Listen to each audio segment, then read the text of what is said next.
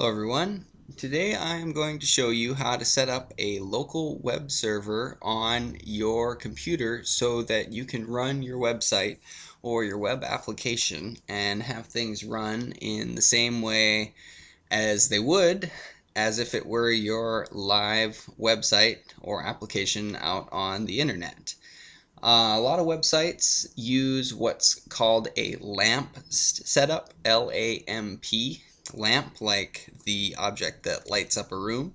But in this case, LAMP stands for Linux, which is the operating system, Apache, which is the web server, MySQL, which is the database that stores all the information that the website uses about users and pages and posts and settings and any other data that the website uses gets stored in a database, and MySQL is the software that handles that. And then PHP, which is the server-sided language that provides the engine for a lot of the functionality of the website.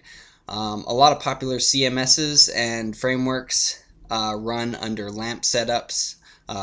CMSs like WordPress or Joomla or Drupal run on LAMP setups, and same thing with CodeIgniter and Laravel, among a number of others. And so what we're going to be doing today is we're going to be using a tool called WAMP server, and the only difference being the W in place of the L, because I am running on Windows.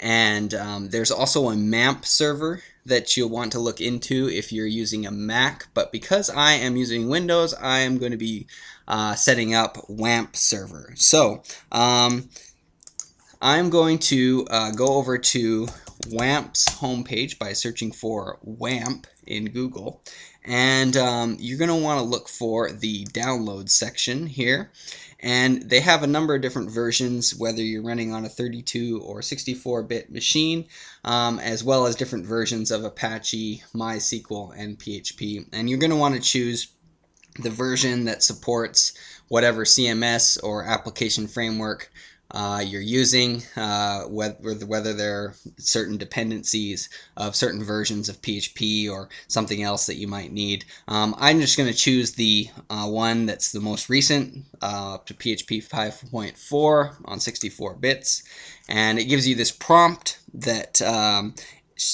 lets you know about a number of other dependencies that you might have to install. One of these is Visual C++, 2010 Servers Pack 1, and it gives links to the executables that you need to set up or install before you set up WAMP. But once you do that, you can download WAMP by clicking on this link here. And once you complete the download, it will give you this executable that you can then run. And I'm going to run this as an administrator just so I don't run into any kind of permissions issues. And it'll bring you to the setup wizard here. And I'm going to say next and accept the agreement. And I'm going to install to CWAMP here, which is the default. You could really install it to any directory you want, but I recommend just choosing the default here. I'm going to say next, and you can choose whether you want to create a desktop or quick launch icon. I'm going to say next, and after that I'm going to hit install, and that will install WAMP, and it may prompt you to restart at the end of this, and I'm not sure if it does. If that was part of the setup, but if it does, just restart. And once you have WAMP installed, I've already installed it, so I'm just going to go here. You're going to want to go to the place that you installed WAMP, and you're going to want to run the WAMP Manager executable here. And I'm going to run this, and WAMP is now booting up, and there's this little icon down here that shows the status of WAMP booting up, and now that it's turned green, that means that WAMP server is live and installed. And now if we go to our web browser and we type in localhost If we get this page, that means that WAMP is installed and set up and running. And so now we have a local environment entirely self-contained on our computer where we can do any kind of development or testing that a LAMP setup would support, but we can do it all locally on our computer before we push it live to the internet. So that is the introduction and how you set up WAMP. I hope that you found it useful, and thanks for watching.